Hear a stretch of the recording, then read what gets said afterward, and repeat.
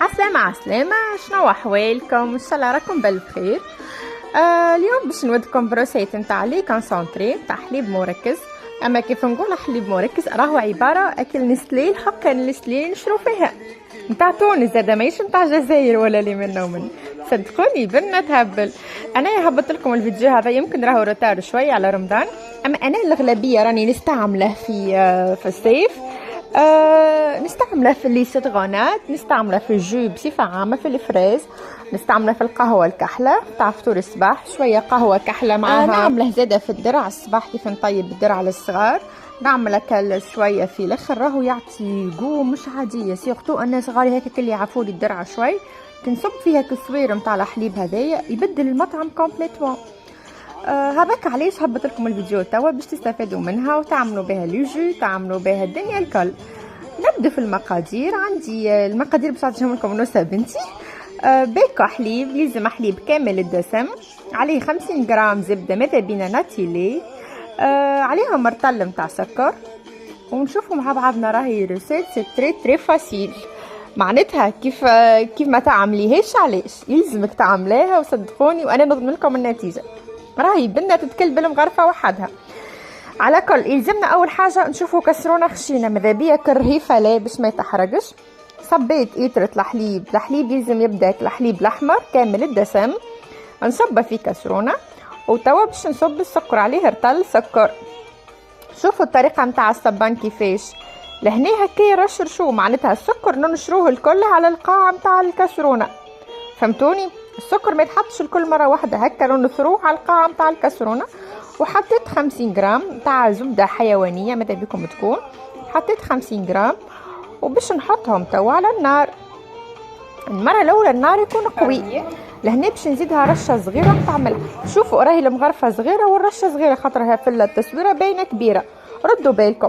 لهنا على نار قويه كيف صايي ذابت الزبده وبدا الحليب هكا باش يفيض لي. توا في ليتاب هذه نقص عليه الغاز، نخليه الشعره كما نقولوا احنا. شوفوا هنايا الحليب يظهر كانه فاسد والا كانه مكلل ولا كانك باش تعمليه جبن، بالعكس هكاك راكي انت ماشيه في الطريق الصحيح. توا لهنا ديما الغاز ضعيف وانا نحرك. ريتو بين ليتاب الاولى هذيك نتاع الحليب المكلل وبين هذه راهي قرابه النص ساعه باش تعرفوا روحكم على شنو قادمين. ولهنا الحليب مازال ني، شوفوا لونه مازال فاتح، معناتها الحليب راهو هكا يقراصلك. وتوا نبقى نحرك هكا بالكدا وباش تشوفوا توا ليتاب شنية اللي تعرفوا فيها انه هو الحليب طائب. يلزم الحليب يبدا هاوينه كيما هكا، ما تظهر كانها كراميل، الكولور نتاعها يولي فونسي، ما يهمكمش فيه اللون هذاك. توا من بعد شوفوا كيفاش يتنحى ليسونسيل. عطينا الحليب يطيب مليح باش يصبر لنا. لهنايا بعد ما صايي طاب الحليب نتاعي باش نوريلكم لي طاب اللي انتم تستوا به سيختو لي يعملوا اول مره. تجيبي صحن بلا والحليب مازال سخون، تحطي مغرفه نتاع حليب وتجي تجيب صبعك هكاكا كان الحليب يعني بقد التراس نتاع صبعك يعني خاطر هذاك الحليب سي بانطاب. كان هو كجبتي انت وفي ساعه ما تلم الحليب على بعضه هذاك راهو مازال ني، ما فيها بس ترجعيه على الغاز حتى درجه اخر. لهنا شوفوا كيفاش تحسوا المزيج كانها احرش شويه، كانها محبحب احنا نقولوا شوي. لهنا باش ليتاب هذه زاده راهي مهمه برشا باش الحليب ما يسكرش، معناتها ما يوليش سكر ويبقى هكايا ليس، يعني يبقى رطب كيف نقولوا حك حليب نسلي بالحق، معناتها مش نتاع دار، خاطر ديما حاجه الدار تبدا هكا مكربله وتبدا مش تلمو. انا هذايا اللي كونسونطري وزاد نسلي ماركه نسلي خاطر هي اعز ماركه بصراحه. توا يلزمنا نجيبو البرا ونركضوه مليح حتى يكشي لين يولي لي الكولور ليس وتولي لي رطبه. انا لهنا راهو الحليب مازال سخون، فهمتوني؟ الحليب دوب مجبته من الكسرونه.